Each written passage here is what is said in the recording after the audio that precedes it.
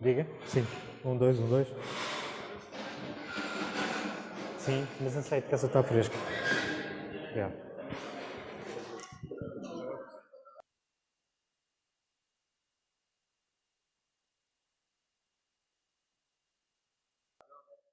Ok.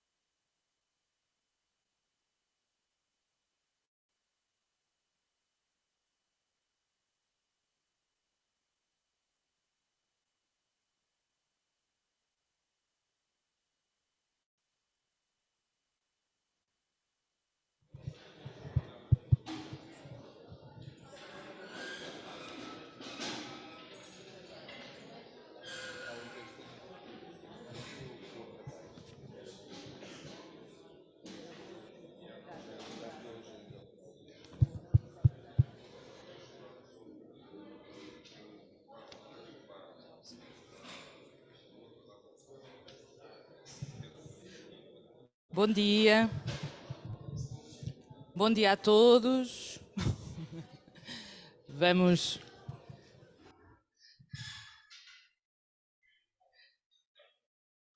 Bom, vamos então começar esta última conferência fechar estes seminários, né, que têm como até agora tivemos as conferências sempre com o tema de processos de trabalho e fico muito contente de fecharmos este ciclo com o nosso diretor, que estávamos aqui a comentar que penso que é a primeira conferência que faz aqui no departamento. O que não deixa de ser curioso, não é? Porque a maior parte dos professores fazemos sempre conferências fora, apresentamos o nosso trabalho, mas muitas vezes dentro da escola, embora haja sempre este contacto muito direto com os professores, mas não é normal os professores fazerem, habitual fazerem conferências para os seus alunos. Mas bom, enfim. Vamos então encerrar o seminário. Ricardo, muito obrigada por teres aceito o convite. Vou fazer uma breve apresentação, como normalmente, embora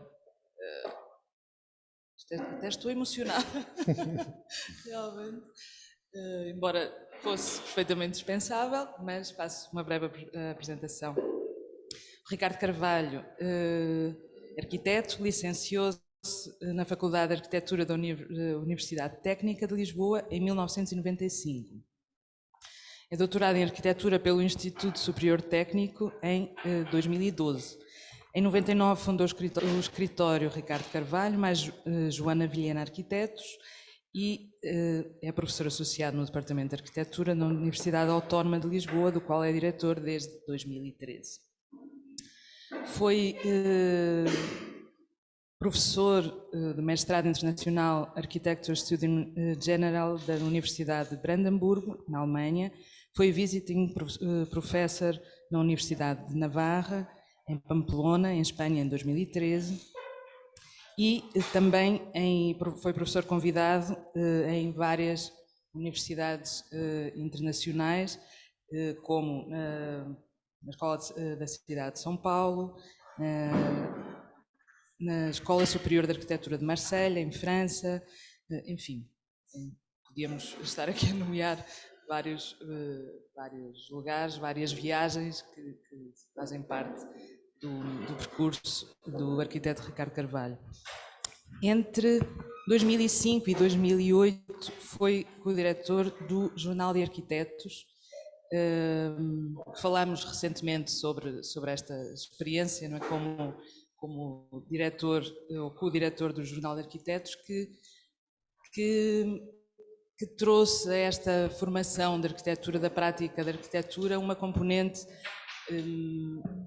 de teoria e de crítica que marcou desde então o seu trabalho, tanto as suas reflexões, ou seja, uma componente importante da teoria e de crítica que desde o início faz sempre parte do teu trabalho, não é? E estávamos a discutir isso, a falar sobre isso há pouco tempo, não é? Que é importante esta associação da teoria, não é, da crítica, de saber não só fazer, mas saber pensar, reflexionar, questionar, escrever sobre arquitetura. Não é? Mas passo a palavra. Ricardo, muito obrigada. Obrigado. Bom dia. Bom, é ótimo estar aqui num papel que não é só do anfitrião, que normalmente é o papel que me toca e com muito gosto. Há 8 anos que eu não fazia uma conferência no DAOAL, portanto nunca o tinha feito aqui neste espaço, neste edifício, e por isso não deixa de ser uma situação bastante especial para mim.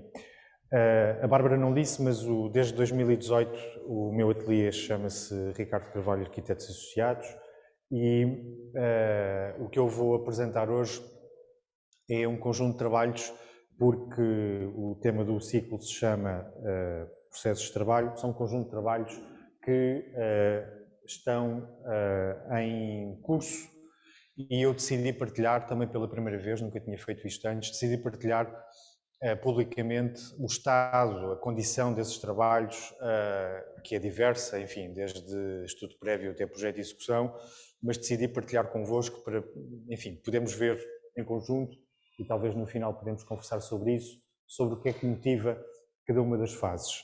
Portanto, mais do que obra construída, também vou mostrar, mas vou mostrar sobretudo coisas que me inquietam neste momento e que estão a ser feitas no ateliê com um conjunto de pessoas que está aqui e que alguns de vocês conhecerão e que espera-se venham a ser construídos muito em breve. Há um texto do arquiteto António Monestiroli, que era um arquiteto italiano milanês que morreu recentemente, um texto que eu prezo muito, em que ele descrevia a arquitetura do século XX e dos grandes mestres, Frank Lloyd Wright, Le Corbusier, Mies, Aldo Rossi, Siza. Ele dizia que a arquitetura inevitavelmente se relacionava com 3 temas: ou com a natureza, ou com a história da arquitetura, ou com a técnica. E falava de cada um destes arquitetos, defendendo a ideia de que cada um deles possuía uma intensidade específica na relação com cada um dos temas. No caso do Wright, a paisagem, seguramente. No caso do Le Corbusier, seguramente a própria história da arquitetura e da construção. No caso do Mies, a ideia da técnica, não a tecnologia, mas a técnica, e por aí fora. E quando eu penso nisto, penso que hoje, no mundo contemporâneo, provavelmente esta distinção já não é possível. A clareza com que nós conseguimos olhar para a história não é possível no mundo contemporâneo. Nós vamos oscilando, pulando de tema em tema, consoante o trabalho que temos em cima da mesa. É muito raro os arquitetos poderem escolher o filão de trabalho em que investigam e, portanto, muitas vezes a natureza é o filão possível, outras vezes é a técnica, outras vezes é a história da arquitetura, mas é muito raro coincidirem num único trabalho e, normalmente, quando isso acontece, geram-se obras maiores. Ainda assim, creio que é raríssimo. E, por isso, eu gostaria de dizer que a única metodologia possível que eu vejo para fazer arquitetura hoje, pelo menos é aquela que eu consigo propor, é a ideia de colocar coisas juntas que antes não estavam juntas ou que não foram feitas para estarem juntas. Eu acho que o nosso trabalho de arquitetos é um trabalho de síntese, sobretudo, de pensamento e síntese, e é sobretudo um trabalho de conjugação imprevisível de informação que nenhuma outra disciplina consegue pôr em prática como nós. E por isso, eu gosto muito desta imagem. É uma fotografia do Maurice Junot, tirada ao escritor André Malraux nos anos 40, no seu gabinete, já como ministro, salvo erro, da Cultura, e este escritor construiu o seu Museu Imaginário, que é também o nome de um livro, através de um conjunto de fotografias de obras de arte e de artefactos de tempos, civilizações e contextos completamente distintos, mas que, uma vez colocados numa unidade de vizinhança, colocados juntos, criaram novos significados e novas possibilidades interpretativas e, portanto, uma nova forma de nos relacionarmos com o mundo e, neste caso concreto, com a história da arte. E eu gosto muito desta possibilidade para fazer arquitetura, porque me parece que é exatamente a única hipótese que temos para poder operar na complexidade profunda dos contextos onde nos movemos. Há uns anos, ainda no JA, quando o JA, dirigido pelo José Adrião e por mim, chegou ao seu termo, houve um último número que se chamava Desejo e as páginas que eu pude trabalhar mostravam uma espécie de museu imaginário com um arquivo de fotografias, sem qualquer pretensão do ponto de vista da fotografia, mas só com interesse nos lugares, um conjunto de fotografias que, uma vez colocadas em conjunto, mostravam o interesse que eu tinha tal como na fotografia que vimos antes, na ideia de conjugar coisas.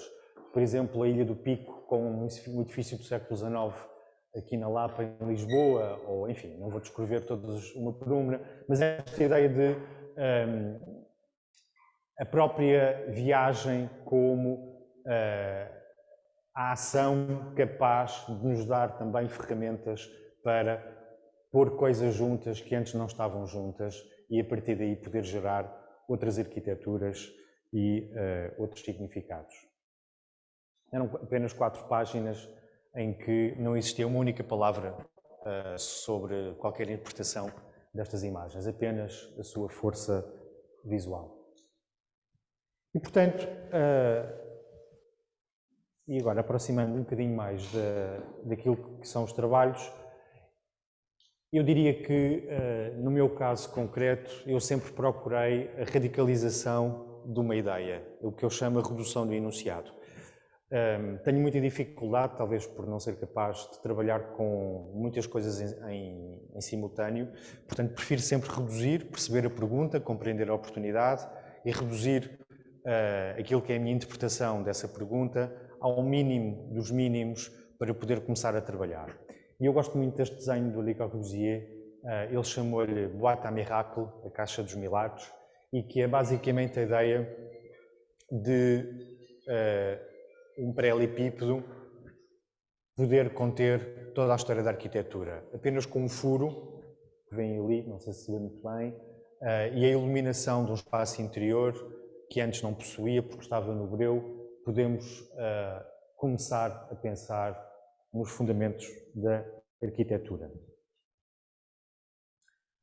E essa ideia da Caixa dos Milagres não serve necessariamente só um espaço interior, como este também não deixa de ser uma boîte à miracle com um óculo, pode ser também uma sala exterior, isto é a casa no Lago Léman, também do Le Corbusier, que decide colocar um muro onde antes não existia, portanto existia uma relação franca com o lago, é colocado o muro, mas depois de ser colocado o muro é aberto um vão, e depois de ser aberto um vão é colocada uma mesa, e de repente aquilo que era, lá está, paisagem, torna-se arquitetura e um lugar de encontro com uma mesa. Eu gosto muito de pensar que os projetos podem ser permanentemente transportados de umas ideias para outras, sem limites geográficos ou de programa. E esta imagem é uma imagem menos vista da Casa Malaparte, desenhada pelo arquiteto Adalberto Oliveira, na ilha de Capri, e é também uma boîte à miracle. É uma, enfim, todos conhecem, é uma casa encaixada na topografia de Capri, a uma cota elevada sobre o mar Mediterrâneo, e a relação máxima dessa arquitetura com a paisagem, além da escada que toda a gente conhece, de acesso à cobertura, é também esta única janela que enquadra a vista. Curiosamente, no interior é um espaço que tem que ser descoberto, não é dado à partida. E, portanto, com estas ideias, eu gostaria de partilhar convosco talvez este primeiro projeto que este sim está construído, mas que foi crescendo dentro do ateliê e foi crescendo menos dentro da minha cabeça, porque no início eu não percebi imediatamente a importância que ele poderia ter, embora eu tenha feito com toda a intensidade e dedicação. E estas maquetes que vamos ver agora, esta maquete que vamos ver agora, na verdade até foi feita depois do projeto estar construído. E portanto isso é outra coisa que eu queria partilhar aqui como processo de trabalho, é que eu também não acredito muito nesta ideia do esquiço até à obra e depois o abandono. Eu acho que os projetos podem dar a volta e depois de uma obra feita podemos voltar a refletir sobre eles com maquetes, desenhos, fazer desenhos sobre aquilo que já está construído e partir para outras possibilidades de investigação. Esta maquete mostra um pouco essa ideia da Caixa dos Milagres, não é?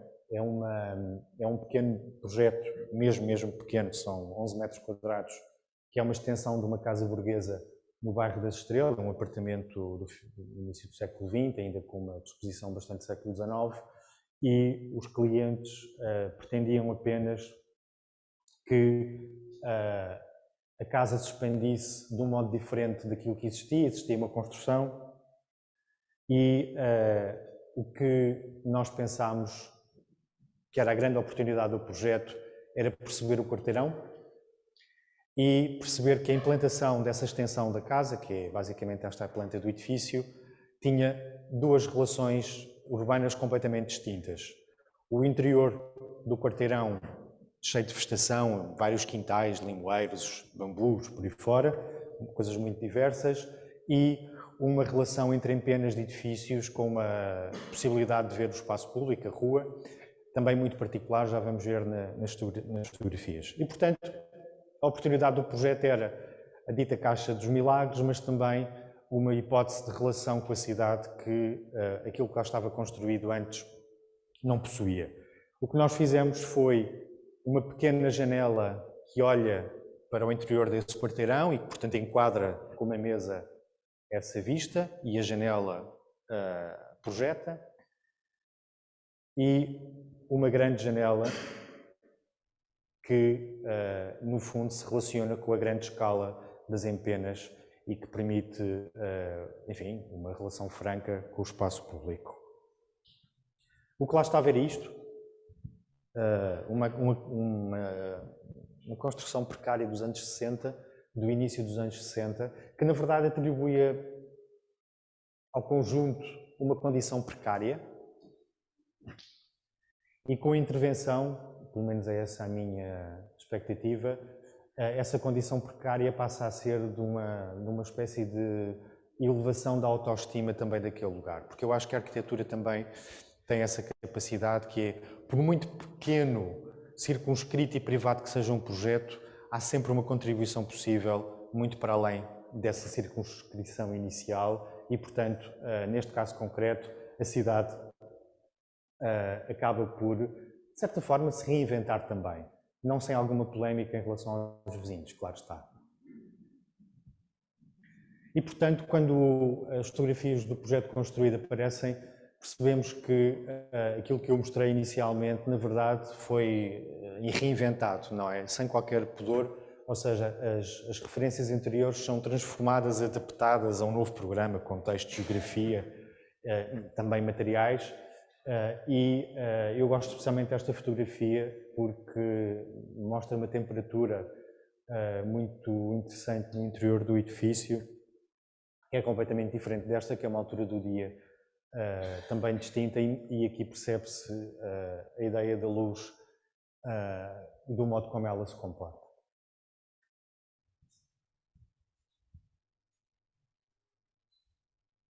E cá está, a pequena janela que estava na Caixa dos Milagres de Corbusier, que depois passou para o Lago Limã e que depois passou para a Casa Malaparte e que agora, de uma forma, evidentemente, sem querer comparar, de uma forma menos impactante em termos de história da arquitetura, passa para um conjunto, uma sucessão de jardins interiores na Estrela, onde o arquiteto Egas José Vieira tem um ateliê. Portanto, o Egas vê esta coisa ao contrário. E aqui está a minha cliente. E aqui está à noite, que funciona como uma espécie de luz de referência no interior do quarteirão. Bom, vamos avançando.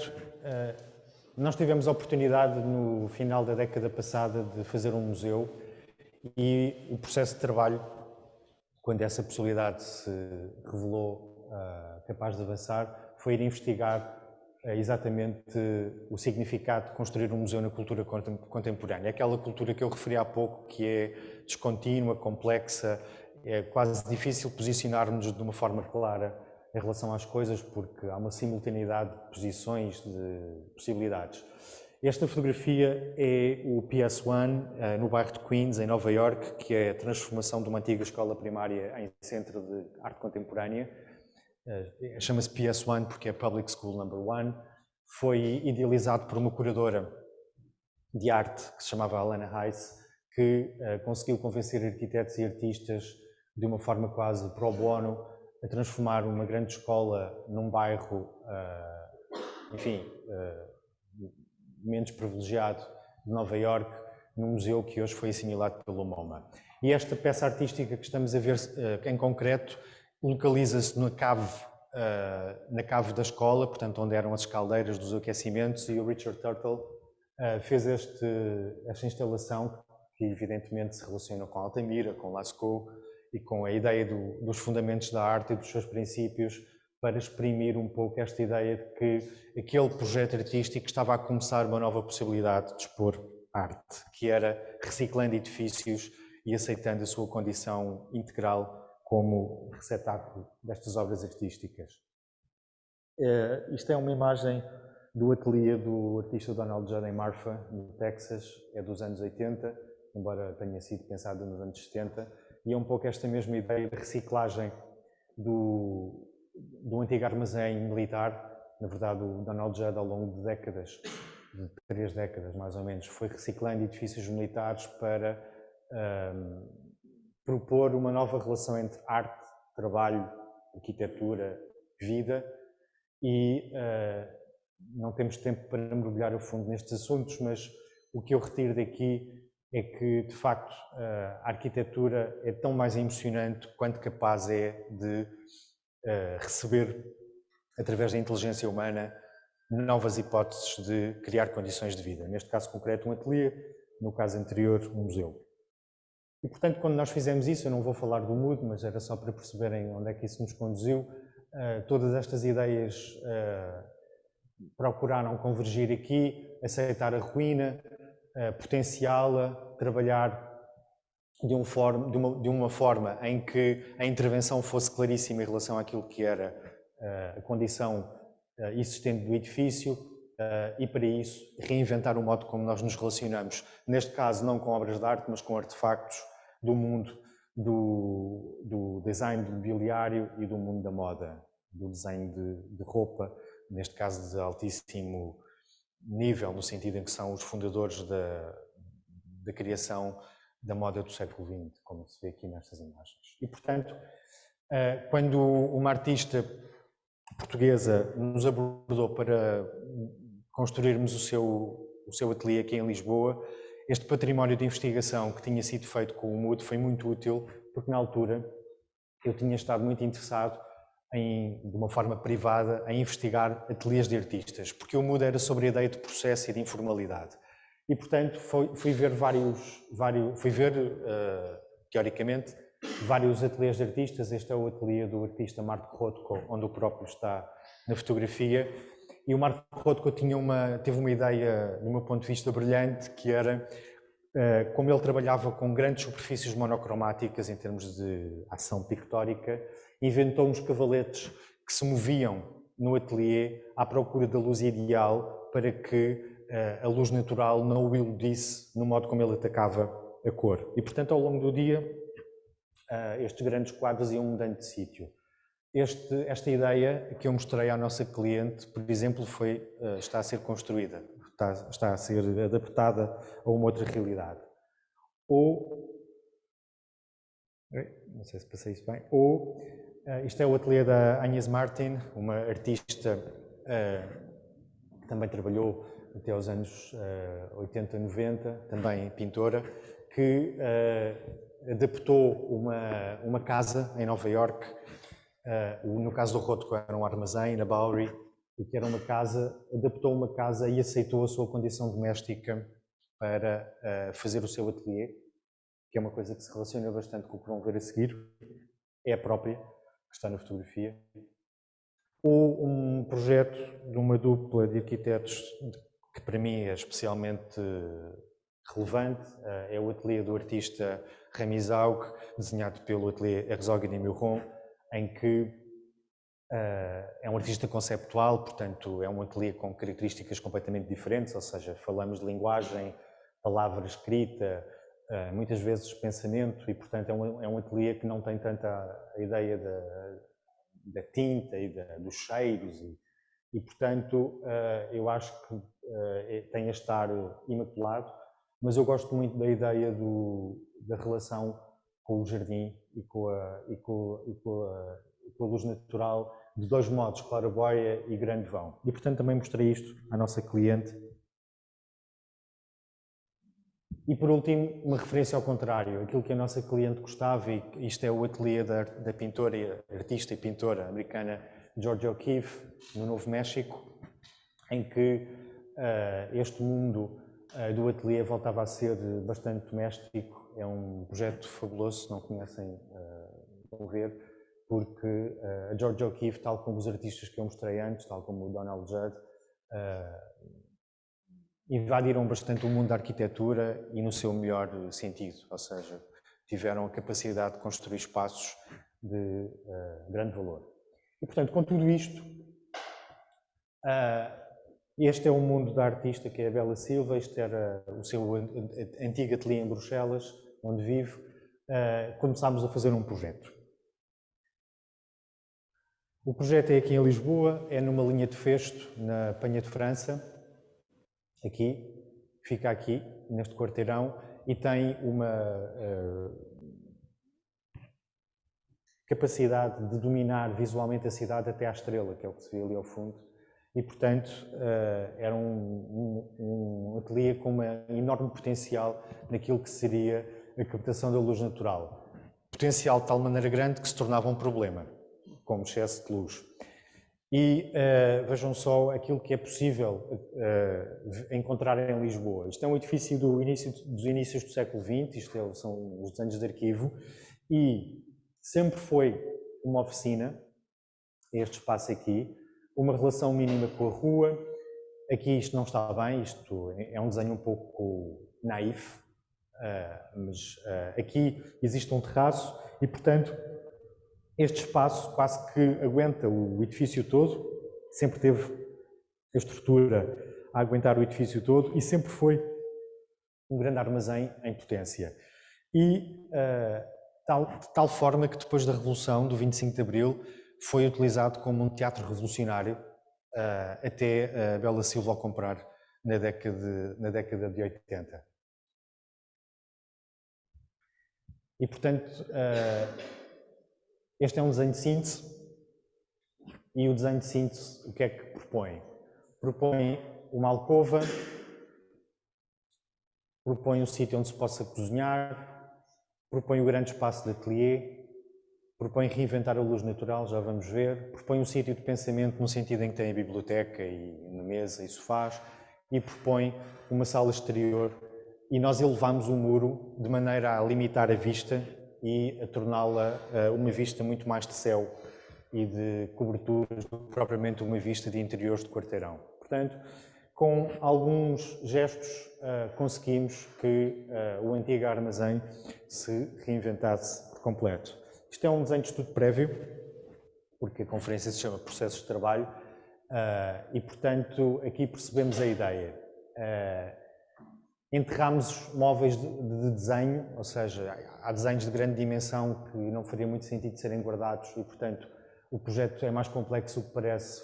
Foram retiradas algumas toneladas de terra e refeita a estrutura, semi-enterramos uma cozinha, limpámos tudo o que havia para limpar aqui, redesenhámos uma casa de banho, que não era aqui, e aqui são os cavaletes do Rothko, redesenhámos a luz natural, coreografámos, é a palavra mais adequada, fizemos uma grande janela em aço e no terraço, que tem uma cortina, portanto, que quando se fecha fica uma outra sala, a artista fez uma peça de pavimento que invade o chão e que já está a ser construída. E, portanto, isto é um desenho, um desenho tridimensional, em que, onde testamos esta ideia da luz coreografar o espaço. Portanto, estes dois vãos existiam, este é novo e este também, e este vem para cima do tijolo para que a luz entre de um modo distinto. Ali atrás está a sala, enfim, sala e biblioteca, e mais ao fundo a sala exterior. E isto já é a obra, em que se percebe a ação, não é? Este pavimento foi todo refeito e, de repente, a proporção do espaço reinventa-se completamente. Mantivemos, contudo, a ideia da camada da história do edifício. Não queríamos que isto parecesse uma maquete construída e, portanto, todas as imperfeições foram aceites e creio que elas irão fazer parte da longa história de intervenções que a arquitetura deste edifício irá sofrer. Portanto, nós acreditamos que não fomos os primeiros, não seremos os últimos, e nesse sentido eu gosto muito de pensar, tal como nos projetos que mostrei anteriormente, que lá está, a nossa relação não é exclusivamente nem com a técnica, nem com a história, nem com a natureza, é um pouco com tudo ao mesmo tempo. E, peço desculpa, não era isto é um bocadinho confuso esta peça é de reboco que invade o tijolo. Aqui na fotografia não se percebe muito bem porque a fotografia é minha e é má, mas funciona muito bem no contexto do ateliê. E isto é uma imagem tridimensional, também já está em obra, mas ainda não estava fotografável, em que a artista poderá guardar parte dos seus livros, ter mesas de trabalho e, por último, a sala exterior. E esta foi também a oportunidade para que o seu próprio trabalho pudesse invadir a arquitetura. Estão a ser feitas uma série de peças site-specific dentro do ateliê, com estas peças, estas aqui têm um pouco a ver com a história da botânica e que vão invadir um espaço ao pé de um vão, e há uma outra que vai invadir um pavimento e que é a conjugação cromática de várias cores, verde e azul, mas aqui não se percebe bem porque este projetor queima um bocado a cor. Em curso também, mas ainda não em construção, está um projeto numa pequena aldeia em Bludanges, que é no Algarve, que é uma aldeia mais pequena do que os resorts turísticos que andam aqui ao lado. Aqui é a zona da Praia da Salema, portanto a costa, e os nossos clientes compraram um armazém para fazer uma casa de férias neste lugar, que é bastante bonito. E eu fui para este lugar com a expectativa de encontrar a história, de encontrar a arquitetura vernacular, de encontrar uma matriz de intervenção que fosse o princípio do projeto, até porque os nossos clientes puseram completamente a hipótese de demolir o armazém e fazer uma coisa completamente nova, ou adaptar, enfim, estava tudo em cima da mesa. Bom, na verdade, aquilo que se pode encontrar de relação com a paisagem são estes antigos muros, que são extraordinários, mas tudo o resto é absolutamente refém de uma ideia de adaptação ao mundo contemporâneo muito questionável. E, portanto, o armazém é extraordinário, comparado com o que as pessoas têm feito nas últimas décadas, era exatamente a resposta que nós estávamos à procura, que é: o armazém tornou-se a única arquitetura possível para nos relacionarmos com a aldeia, como ela alguma vez terá sido. Tudo o resto foi transformado, gentrificado, com stores de plástico, telhas desadequadas, desenhos de coberturas que o Algarve nunca conheceu, enfim. E, portanto, este edifício era um edifício industrial, agrícola, não sei muito bem, e pareceu-nos que o melhor modo de nos relacionarmos com esta paisagem seria exatamente propor aos nossos clientes mantê-lo radicalmente, ou seja, assim.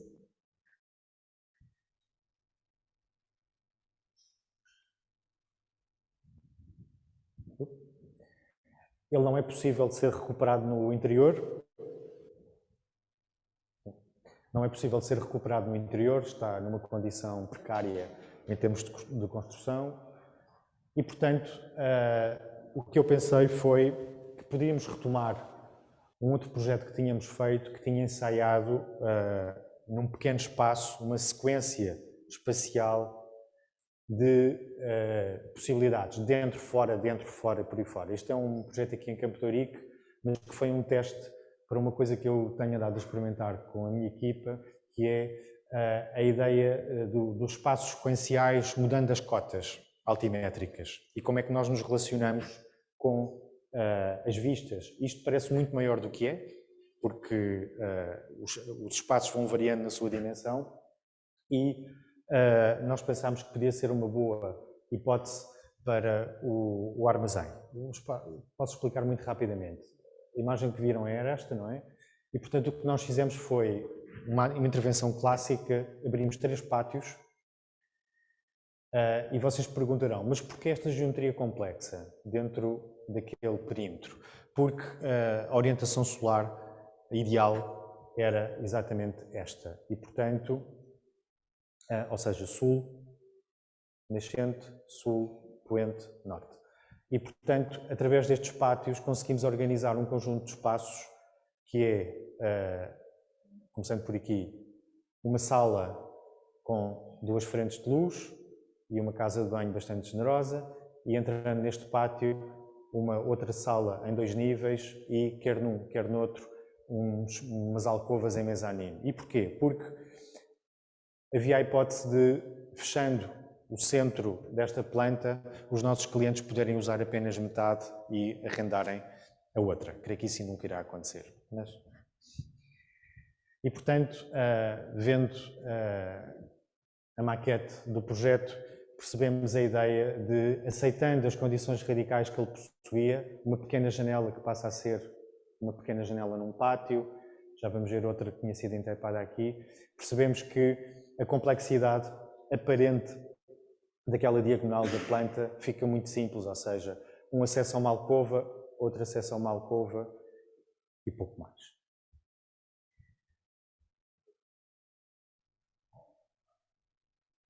E resolvemos usar o pote de tijolo que o armazém terá tido como pigmento natural. Aqui está um bocadinho forte, mas a ideia é que a imagem inicial nos possa conseguir agarrar o edifício para a sua imagem de futuro. E, no fundo, dizer que não havia nenhuma necessidade de alterar a força urbana que este pequeno edifício possuía no contexto da aldeia. No interior, experimentámos aquilo que vos dizia há pouco, que são as sequências de espaços. Neste vemos as 2 escadas e a divisão dos 2 espaços. Onde antes existia um vão entaipado, voltámos a abrir e a expressão é esta, portanto, há um vão que é reaberto, aqui é tudo novo, basicamente, e há um vão que aparece em cima da porta do pátio, e a única alteração é o acerto com os vizinhos, aqui em que fazemos o quarto principal com uma janela que tem uma vista a vários quilómetros, porque a cota desta aldeia é bastante alta. Mas, embora isto pareça bastante abstrato na sua relação com o contexto, para mim o caminho foi sempre no sentido deste projeto querer pertencer à aldeia. O que eu acho que na verdade é bastante abstrato é o que têm feito à volta, que se relaciona muito pouco com aquilo que nós todos sabemos que é a herança cultural desta paisagem. E esta é uma última imagem deste projeto em que nós estamos a experimentar colocar uma cozinha no pavimento e aniquilar hierarquias de função. Um pavimento pode ser uma cozinha, uma escada pode ter objetos, uma casa podem ser 2, e olhando para estas imagens, talvez possa até hoje pensar que se calhar o pátio poderia ter cor da expressão exterior. Enfim, vamos ver. Da próxima vez, espero que já esteja construído. Outro projeto que está em curso é em Grândola e, na verdade, é bastante diferente dos anteriores porque os nossos clientes compraram uma propriedade com quase 8 hectares aqui, numa zona de transição entre uma área urbana não especialmente qualificada e uma área florestal.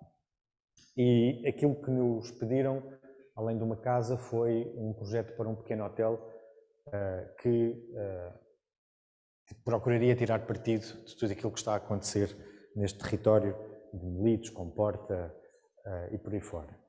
E, portanto, a pergunta que se coloca aqui como processo de trabalho é como é que se faz um projeto numa paisagem extraordinária sem colonizar, sem que a nossa pegada seja uma coisa negativa? Como é que se consegue atuar de um modo em que possamos acreditar que faz sentido atuar? É muito difícil responder a esta pergunta quando enfrentamos territórios que durante séculos foram utilizados exclusivamente com fins agrícolas ou florestais e agora temos que forçar uma outra possibilidade de os habitar. Sem negar essa possibilidade, esta fotografia foi-me enviada pelos meus clientes há poucos dias. Por isso é que eu pus aqui, é bastante bonita, porque a paisagem muda muito do inverno para o verão. E, portanto, a relação com qualquer início de trabalho num território como este terá inevitavelmente que passar por estudar. Outra vez, o inquérito à arquitetura popular em Portugal, isto é em Alcácer, e o que é que se retira destas imagens das arquiteturas que ocuparam este território durante séculos? É uma ideia de atomização, ou seja, concentração máxima da atividade humana, normalmente à volta de um espaço vazio, ou com água ou sem, ou com um sobreiro, mas qualquer coisa que se organize em torno de um vazio, que pode ser um terreiro ou um pátio, e, portanto, a ideia é que a arquitetura se atomiza, se densifica e liberta a paisagem em torno de si. E também a arquitetura erudita fez isso. Quando nós imaginamos a problemática que o André Palladio poderá ter tido a fazer as casas para os seus clientes aristocratas no território do Véneto, é um pouco isso, era atomizar ao máximo o programa, para além do programa doméstico muitas vezes existiam cavalariças e apoios agrícolas, mas tudo isto era atomizado para que a paisagem fosse percebida com aquele ponto como o seu significado e a sua exceção. E fizemos uma maquete dos ditos 8 hectares. Estas árvores são verdadeiras, ou seja, temos o levantamento das árvores e colocámos-las e conseguimos uma hipótese de implantação em que é derrubada apenas uma árvore de fruto. E, portanto, atomizámos a construção. À volta de quê? À volta de um círculo, que é uma peça, um pavimento que contém infraestruturas. Isto não é especialmente grande, são 500 metros quadrados de construção, que é o máximo que se pode fazer aqui. E, portanto, à volta dessa fundação, através de um pavimento, demolimos uma casa que lá está, mas é uma casa dos anos 80, não muito qualificada, e na pegada da demolição fizemos um tanque, e à volta desse círculo, também de uma forma bastante clássica, implantámos um conjunto de peças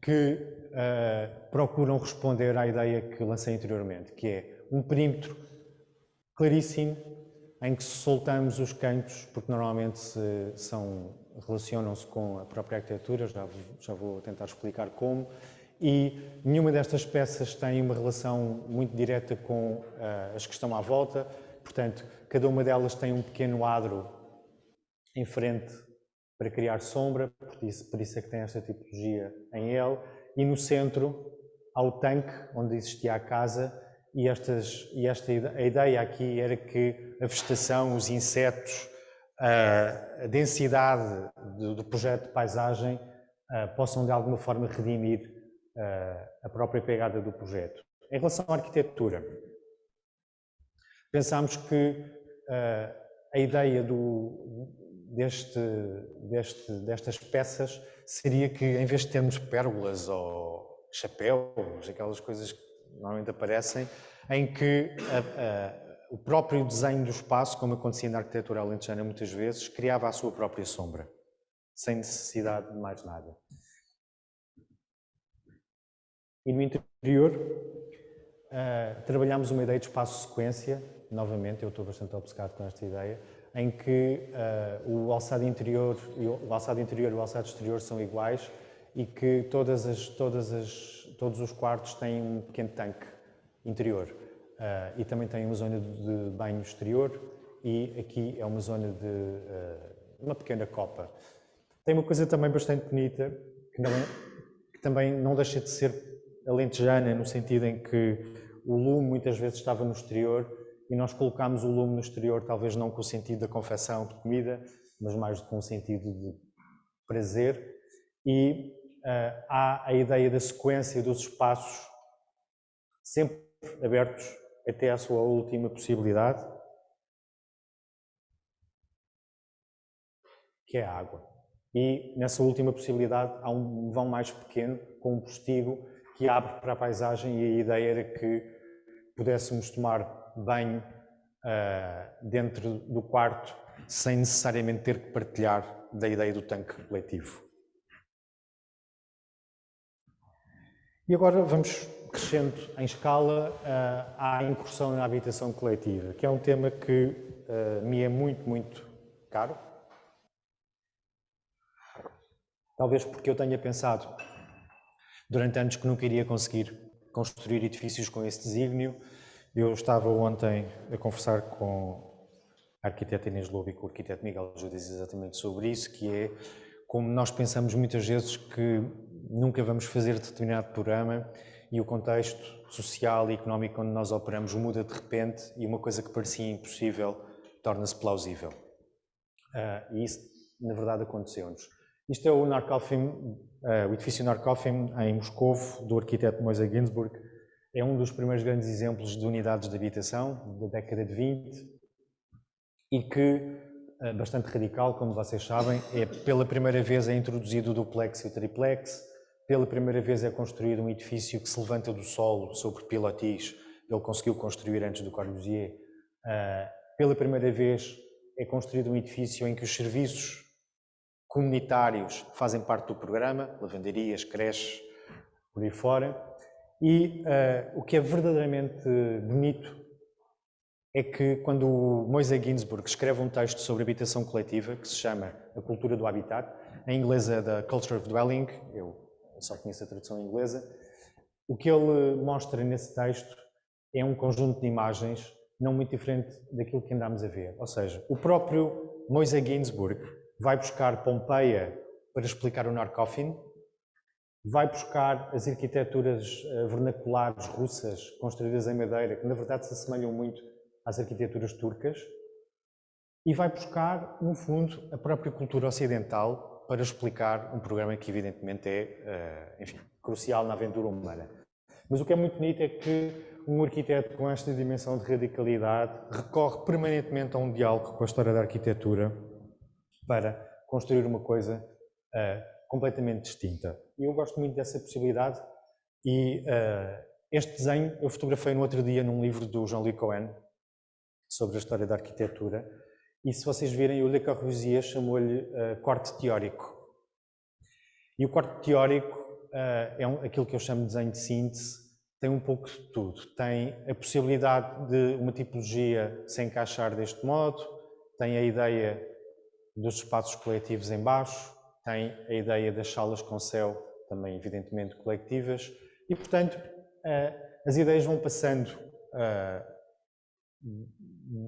de uma determinada investigação para outra. Estas aqui distaram entre si cerca de 30 anos, 20, 30 anos, e passados 20, 30 anos, o Yves Lion, que é um arquiteto francês, muito dedicado às questões da habitação, numa dimensão teórica sobretudo, propõe esta ideia nos anos 80 que se chama Domus de Man, que retoma enfim, aquilo que estivemos a ver, mas acrescenta-lhe qualquer coisa, que é todas as infraestruturas e espaços úmidos são colocados na fachada. E, portanto, a expressão urbana do edifício são as cozinhas, as casas de banho, tudo aquilo que pudesse ser atualizado de um ponto de vista tecnológico. Ou seja, a cultura do habitar permanente fica no miolo, aquilo que a tecnologia permite superar muda e é a própria fachada. Portanto, estas ideias vão passando e, no meu caso, aquilo que me fascinou muito quando eu era um jovem arquiteto era estudar a ideia de que a habitação coletiva era a força mais poderosa na construção da cidade, da forma urbana. E o exemplo de Frankfurt, que eu creio que todos conhecerão aqui, coordenado pelo arquiteto Ernst May, através do grupo do Das Neue Frankfurt, que publicaram uma revista, fizeram manifestos, participaram no SIAM, acreditavam que este sentido de participação coletiva na sociedade só podia ser o caminho para redimir aquilo que é a nossa própria tarefa como arquitetos. E, portanto, o Das Neue Frankfurt produziu ideias também elas que permaneceram até hoje. Eu não vou aprofundar muito isto, mas a ideia das tipologias sem espaço de circulação vem um pouco deste período. Não foi só o Mike que fez isto, o Bruno Taut também fez, o Walter Gropius também, entre outros, mas a ideia da otimização dos recursos e de coreografar uma casa a partir da relação direta entre os espaços de quarto, de sala, de cozinha, nasceu neste momento. E isso, creio que ainda está connosco. Depois há a questão urbana, não é? A ideia de não ter medo de desenhar momentos de exceção em projetos de grande escala, estamos a falar de milhares de fogos de habitação, há momentos que são diferentes e que dão um significado a momentos da cidade que as pessoas irão reconhecer até para se orientarem, não é? Por isso, ali é onde aquela esquina tem aquela forma estranha. Ou campos de jogos e de ginástica nas coberturas, porque se acreditava que a mulher e o homem novos seriam, apesar de proletários, capazes de tratar bem do seu corpo e da sua mente. Não sei se aconteceu bem isso. E outro desenho que eu gosto muito é do Allison e do Peter Smithson. É um desenho apresentado a um SIAM e que já é uma reflexão crítica sobre uma outra possibilidade, que é a pergunta se nós arquitetos somos capazes de perceber aquilo que é a cultura urbana na sua expressão mais genuína e banal, ou seja, se nós conseguimos de facto fazer trabalhos que reflitam aquilo que se passa nas ruas. O que estes dois arquitetos fizeram com um fotógrafo, que era o Nigel Anderson, foi irem para os bairros proletários de Londres, do East London, e fizeram este trabalho que é extraordinário, isto é só uma síntese, que relaciona casa, rua, relação, casa, rua, vizinhança, cidade. E dizendo que tudo isto só faz sentido se nós pensarmos que um fogo de habitação é, na verdade, uma célula de um organismo complexo que se chama cidade e que interromper este processo é uma alienação. Bom, eu não tive muitas hipóteses de fazer habitação coletiva, mas tive algumas, e este edifício foi construído sobre outro. Não é um edifício de habitação de interesse social, pelo contrário. Contudo, permitiu, apesar de um programa que tinha uma pergunta relativamente convencional, que era 36 apartamentos com tipologias distintas, desde T1s até T3, e pouco mais, com uma pergunta relativamente simples, permitiu perguntar dentro do ateliê qual é a contribuição que nós podemos dar para uma pergunta tamanhamente primária. E a contribuição que se pode dar é exatamente aquilo que eu estive a tentar explicar, é elencar o que quer que seja que nós fazemos num diálogo com a história da arquitetura. No meu caso foi, eu não vou explicar este edifício, mas no meu caso foi abrir um pátio no interior do edifício em que todas as pessoas, quando chegam a casa ou quando saem de casa, se relacionam com uma coisa que é de todos e que tem luz natural e vegetação, e dizer que há uma história complexa na história do edifício e, portanto, a estrutura antiga perturba muitas vezes o interior das tipologias, perturba no bom sentido, ou seja, está lá, é uma memória, não foi apagada. E na cobertura há uma ideia de sala coletiva que todas as pessoas podem usar, todas as pessoas do edifício, evidentemente, e que, percebida nas colinas lisboetas, é uma entre as demais, porque é feita em tijolo maciço e tem a temperatura da telha, portanto é um material cerâmico, e confunde-se na paisagem urbana. Na verdade, foi tão bem sucedido que o condomínio teve que limitar o acesso a este espaço, porque as festas eram arrasadoras e começaram a saltar garrafas de whisky da cobertura e portanto agora tem um código e tem que se escrever no livro do condomínio quando é que se quer fazer a festa e tal. Mas, ainda assim, não deixa de ser interessante perceber que as pessoas de facto aderem. E aqui é uma imagem do edifício também ele transformado, sobretudo na sua expressão urbana da Rua da Boa Vista, porque estava muito desqualificado e no fundo o que nós fizemos foi livremente rasgar vãos onde era necessário, com aço, e reinventar o desenho do edifício. Mas isto para vos dizer que com este projeto, que é aqui, eu tive uma encomenda para fazer um projeto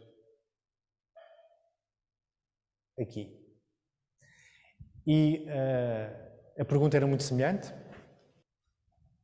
Na verdade, é pegar neste edifício e reconstruí-lo completamente, mas tivemos um pouco de azar, porque num plano inicial da Câmara Municipal de Lisboa, este conjunto chamava-se Conjunto Dissonante, estava escrito no plano, nós fizemos um projeto e de repente, ou seja, com maior liberdade de transformação, e de repente as regras mudaram e o elemento dissonante desapareceu e o plano era altamente restritivo e, portanto, demorou 6 anos até conseguirmos aprovar aquilo que nós achávamos que deveria ser feito, mas conseguimos. E, portanto, o que vai aparecer aqui é um edifício novo, com vizinhança extraordinária. Isto é o Teatro da Barraca, um edifício moderno português com bastante relevância, mas há também uma coisa muito bonita que pouca gente viu, que é, além da sua vista extraordinária sobre os jardins da Embaixada de França e o Rio e o Porto de Lisboa, claro, mas isso podemos imaginar, isto é o edifício. Há esta coisa extraordinária que é percebermos o antigo limite da cidade, que era aqui, a praia vinha até aqui, isto já é aterro, e portanto aqui é um conjunto de operações do século XX, onde o ateliê ARX fez uma operação semelhante à nossa, também em 2 cotas, uma cota no Largo Vitorino Damásio e uma cota na Calçada Marquês de Abrantes. Nós temos tudo lançado a partir da cota Marquês de Abrantes e, portanto, não nos relacionamos com a cota inferior porque temos o Teatro da Barraca em frente. Mas, como veem, de facto é um elemento dissonante e a Câmara resistiu muito a deixar-nos demolir isto.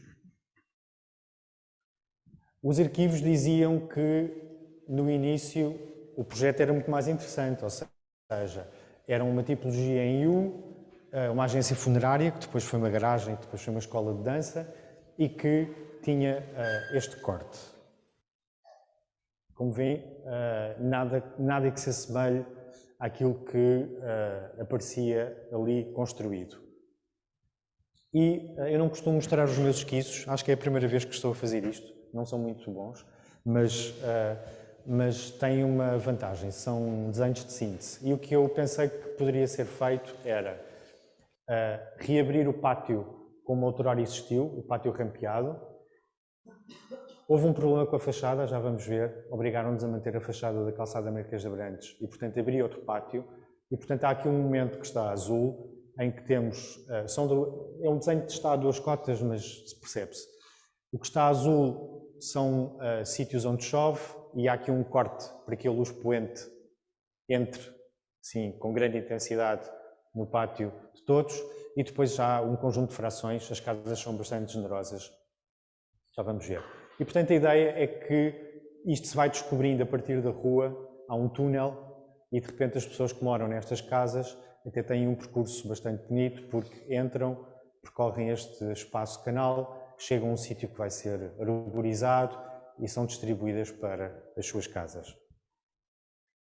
Isto já é um corte mais definitivo, já é um quarto do projeto de execução. O concurso de empreitadas está concluído, portanto, a qualquer semana esta obra vai ter início.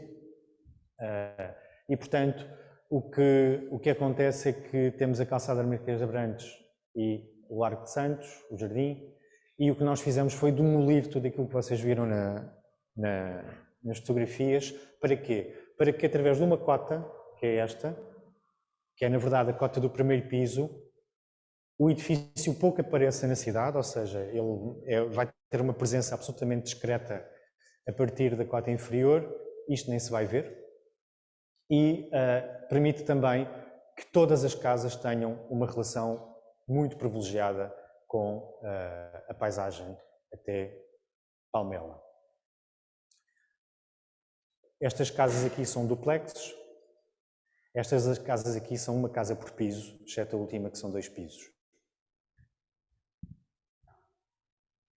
E isto é um desenho do projeto de execução, eu não vou explicar em profundidade, mas a ideia é que vimos da rua e descobrimos um jardim interior, que é uma coisa muito comum em Lisboa, e a partir daí temos 2 níveis de pátio, e nos pisos superiores há esta ideia muito clássica também, porque aquilo que nos foi pedido são casas para um tipo de pessoas que pretendem casas com tipologia burguesa, com vários quartos, com apoio de copa, com grandes salas, e portanto as casas orientam os espaços mais privados para um pátio.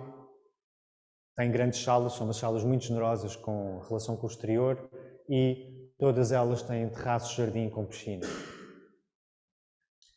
Aqui as debaixo do pátio, portanto quando se vem da rua, vou por exemplo entrar nesta, temos aqui uma caixa de entrada, temos uma grande sala com uma cozinha e neste caso descemos para os quartos e aqui temos umas varandas também com uma relação privilegiada com o exterior. Esta foi a fachada que fomos obrigados a manter, como veem um pouco incompreensivelmente.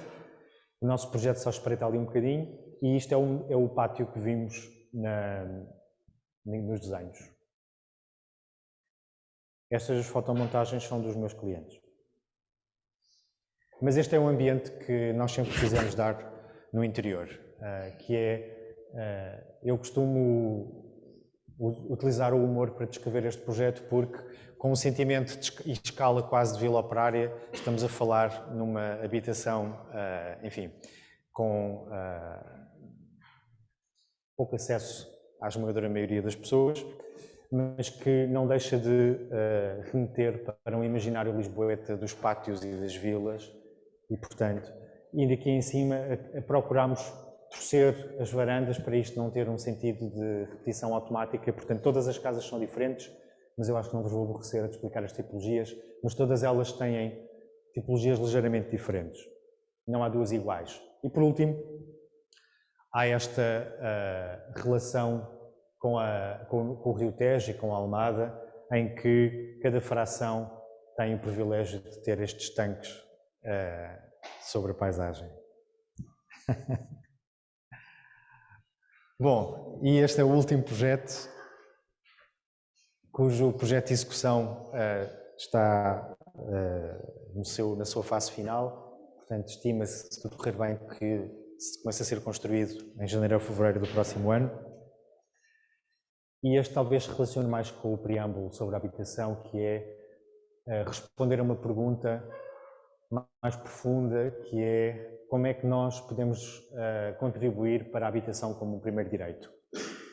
E tivemos a sorte de ser escolhidos num concurso para fazer um projeto neste território, que hoje se chama Marvila, mas que foi conhecido durante décadas como Chelas, e que no fundo faz a transição da Garden City de Alvalade, isto é Gago Coutinho, faz a transição da Garden City para um desenho de cidade que nunca foi completamente resolvido, fruto do planeamento dos anos 60 e 70, também com o momento da revolução pelo meio, que não ajudou a fixar as decisões, mas cujo principal problema era este. A descontinuidade física significava uma descontinuidade social. E, portanto, os arquitetos envolvidos neste programa, que tiveram a sorte de serem escolhidos em concursos, Inês Lobo, Paulo David, João Ventura Trindade, Embaixada e Gonçalo Birne, obrigado Telmo, todos eles enfrentaram o problema de desenhar espaço público com um desígnio completamente diferente daquilo que a história da arquitetura nos legou, ou seja, não é o espaço público do século XIX, não é o espaço público da Garden City com a sua variação ondulante e a mistura de modelos, ou seja, um modelo mais conservador e um modelo mais clássico, moderno, nada disso faria sentido. Portanto, o que faria sentido era uma reflexão sobre a capacidade de serzir coisas, edifícios, espaços, e também acreditar que a arquitetura poderia redimir uma imagem negativa que todas as pessoas têm deste território. O território é este, onde vivem pessoas, famílias, há escolas, é um território complexo e carregado de informação como qualquer outro, mas onde claramente falta densidade e onde claramente falta uma noção de espaço público que consiga agregar tudo isto. E, portanto, o território de intervenção é literalmente este. Portanto, a primeira pergunta que se coloca quando olhamos para estes baldios, para a vegetação, para a qualidade dos edifícios, é qual é a ação? E eu acho que a ação, em primeiro lugar, é leveza. Densificar e leveza. E foi isso que propusemos no concurso. Fazer uma coisa que seja exatamente o oposto, sem a gravitas daquilo que habitualmente nós associamos à habitação nestes territórios. E, portanto, este é um desenho de síntese que eu gosto, em que a cada edifício está associado um espaço público de grandes dimensões e depois há uma outra ligação que é um espaço de tiro que une não só, enfim, o projeto propriamente dito, mas também as coisas que estão à volta. E eu gosto desta ideia da Jane Jacobs, em que ela dizia: a coreografia de um espaço público urbano, qualificado, nunca se repete noutro lugar. Em qualquer lugar, este está sempre repleto de novas improvisações. Eu penso que isto é muito rico como ideia, pensarmos que estamos sempre a desenhar espaços públicos que na verdade são irrepetíveis, porque as condições são irrepetíveis.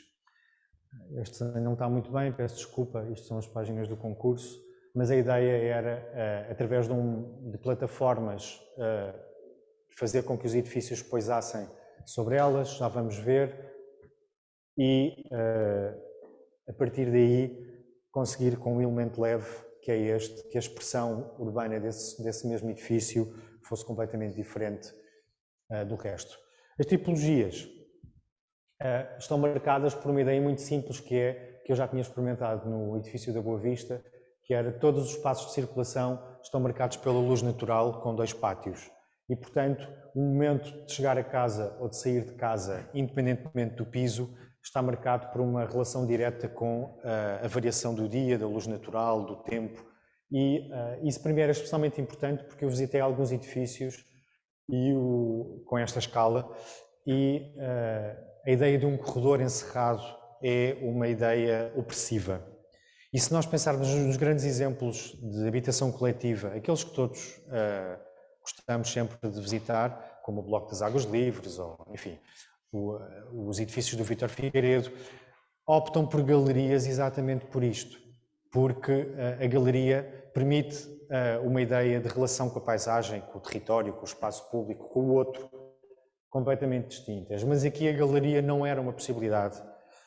Ou seja, o concurso dizia claramente que quem utilizasse galeria não seria aceito. E, portanto, o único modo que os arquitetos que estão envolvidos com este programa encontraram foi precisamente trabalhar pontualmente a luz natural nos espaços de circulação. As tipologias são relativamente convencionais, não há cozinhas, as cozinhas estão na sala, mas têm uma vantagem, é que com a supressão de paredes as casas reinventam-se completamente, e isso é uma vantagem. Qual é o grande tema de projeto destas operações?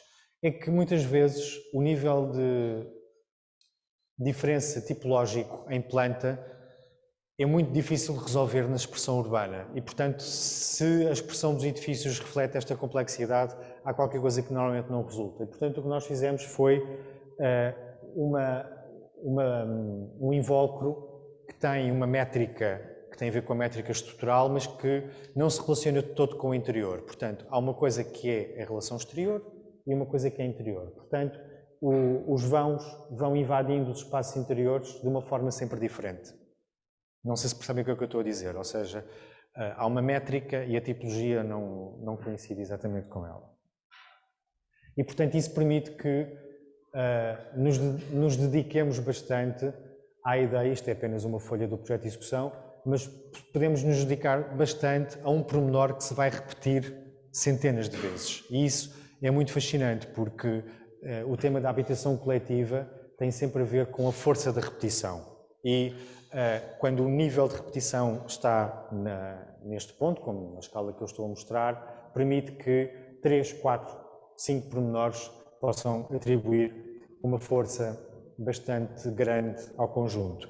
E no nosso caso foi através de uma laje pi de betão aguentar a dita leveza que procurávamos, que é uma estrutura em aço com 11 cm de lado, que são as varandas, e por baixo, isto agora já está um pouco diferente porque isto é o projeto de concurso, mas a ideia é que estas praças possam fazer a tal conexão física, que é uma conexão social, dizendo que os vizinhos que já lá estavam pertencem à comunidade e vice-versa. Esperemos que assim seja. Creio que estes programas são talvez um momento em que os arquitetos sentem também que pertencem a qualquer coisa maior do que um ateliê. Obrigado.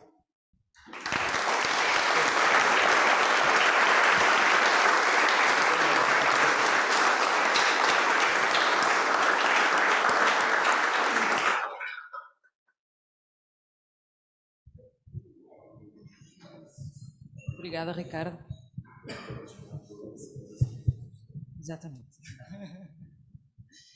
Eu penso que podemos abrir para perguntas, para comentários, tudo a ser devidamente avaliado para as notas. Foi muito longo? Foi muito longo. Não, não. Comentários, perguntas?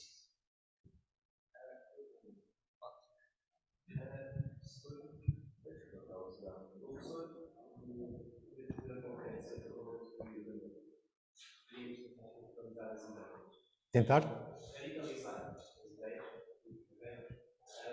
E algo que temos bastante interessante é que nos percebemos que a arquitetura é também constantemente tentar adaptar-se ao espaço, às histórias do tempo, mas tentando de forma que evoluir a arquitetura.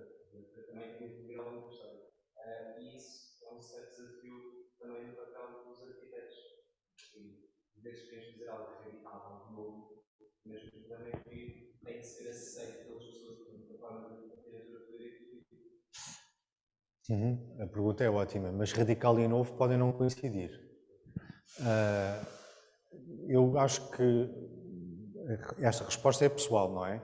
Mas no meu caso há um diálogo com a história da arquitetura, porque se eu tivesse que me encaixar naquela ideia inicial da natureza, tecnologia, ou técnica e história da arquitetura, seria essa, porque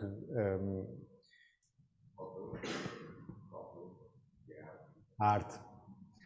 Mas eu diria que o diálogo com a história da arquitetura, para mim, é aquilo que me permite conseguir fazer alguma coisa. Eu não acredito muito, no meu caso, não acredito muito numa ideia de invenção. Creio que eu não sou um arquiteto capaz da invenção. E, portanto, acho que há poucos arquitetos capazes de invenção. Muito poucos. E, portanto, todos os arquitetos que não são capazes de invenção encontram um modo de começar um projeto que tem a ver com um filão de investigação, com um processo de trabalho, que nós conseguimos detectar.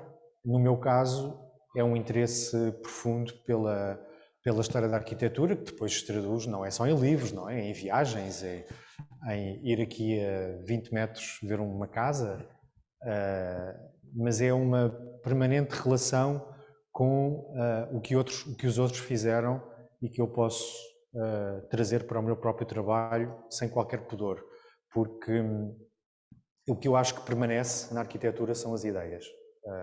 É aquilo que atravessa os séculos verdadeiramente. Por isso é que a cultura clássica é tão poderosa, porque a cultura clássica é uma cultura de ideias, não é tanto uma cultura de formas. É uma cultura de proporções, é uma cultura de relação com a paisagem, é uma cultura do poder da repetição dos elementos.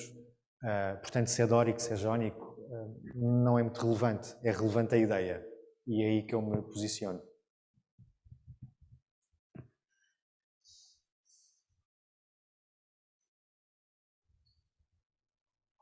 O João Rodeia está...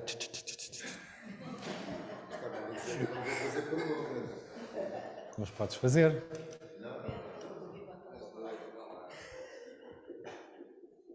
O único check que eu fiz aqui com a prática de Lisboa foi constatar as circunstâncias de trabalho, do meu trabalho e do mundo dos arquitetos, porque apesar da direção da Assembleia de Frankfurt, depois apetece dizer operários de todo o mundo. E não se porque as casas que aparecem são casas de pessoas, são casas de luxo, o que não tem mal nenhum. Eu acho que deve ser uma coisa mais da tua parte, não há vergonha nisso. Parece mal com vergonha em dizer, porque tentei e tal, normalmente a maior parte das pessoas não conseguem lá chegar.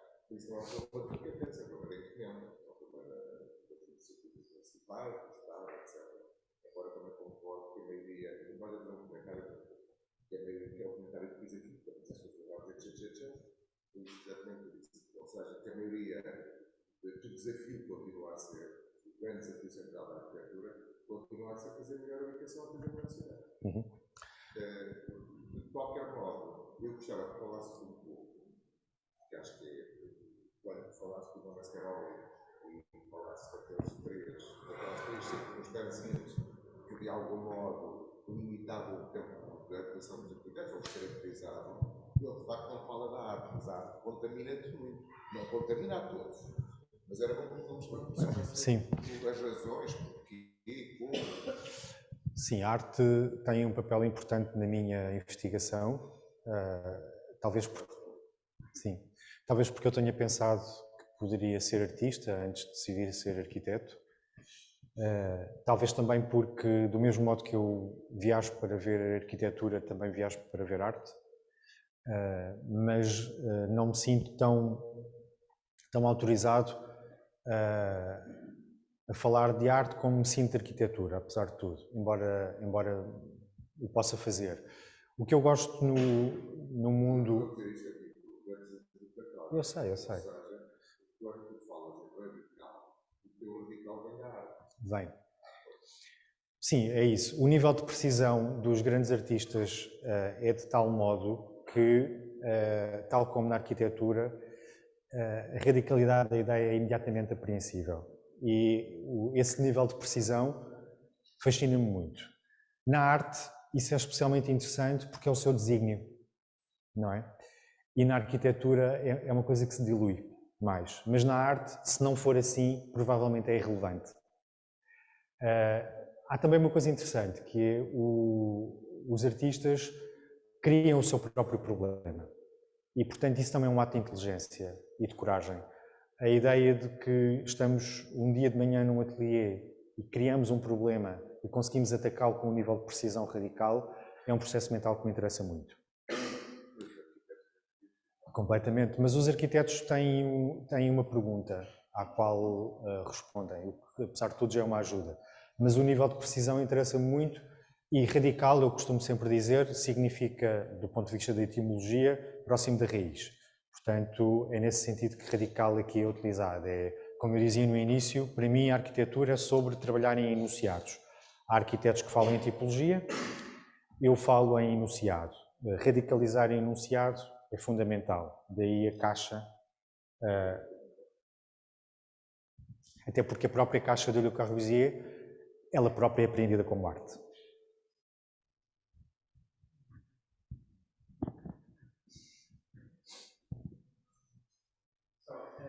Eu sou italiano, então faço uma pergunta sobre a Itália.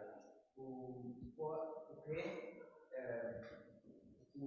no teu Erasmus e na tua experiência italiana aprendiste no processo de trabalho? O que tu achas que a Itália daria? Não. Tá?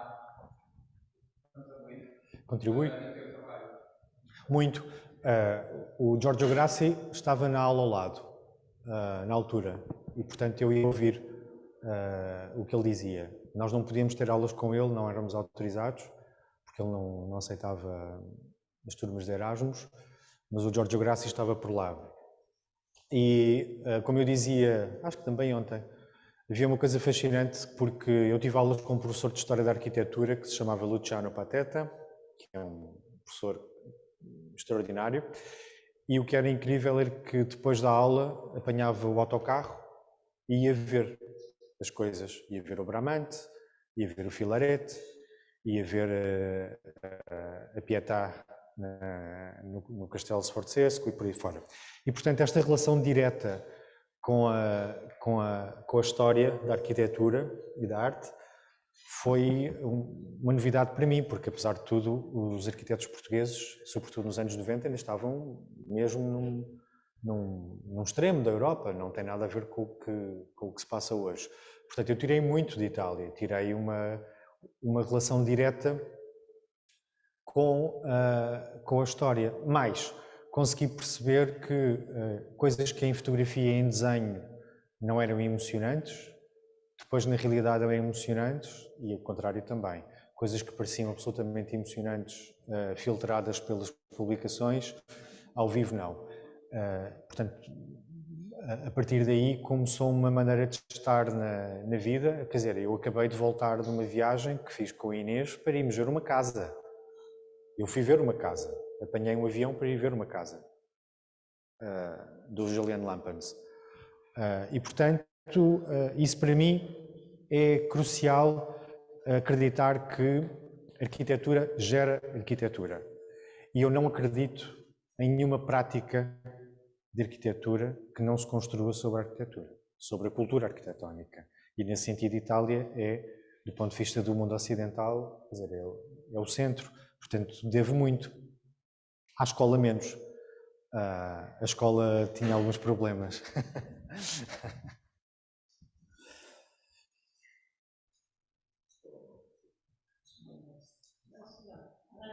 Logo no primeiro projeto, acho que disseste uma frase, o que era paisagem tornou-se arquitetura. Sim. Paisagem significa que também tem ação humana, não é? Senão seria natureza. Muitas vezes a paisagem é o princípio de um projeto, nem que seja por não querer construir. Como eu estava a tentar descrever a propósito de Grândola, porque eu acho que isto é um exercício crucial. Pensarmos que o que nós estamos a fazer tem uma pegada e que essa pegada tem uma responsabilidade e, portanto, aquilo que vamos fazer tem uma responsabilidade. E, portanto, o desenho tem que lidar com essa responsabilidade e não pode ser colonizador. Nesse sentido, a arquitetura é paisagem, completamente. Percebeste melhor?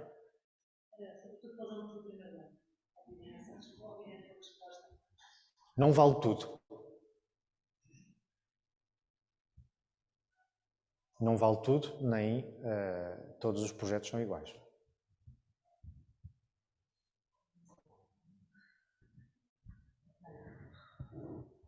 Obrigado. Obrigado por terem vindo.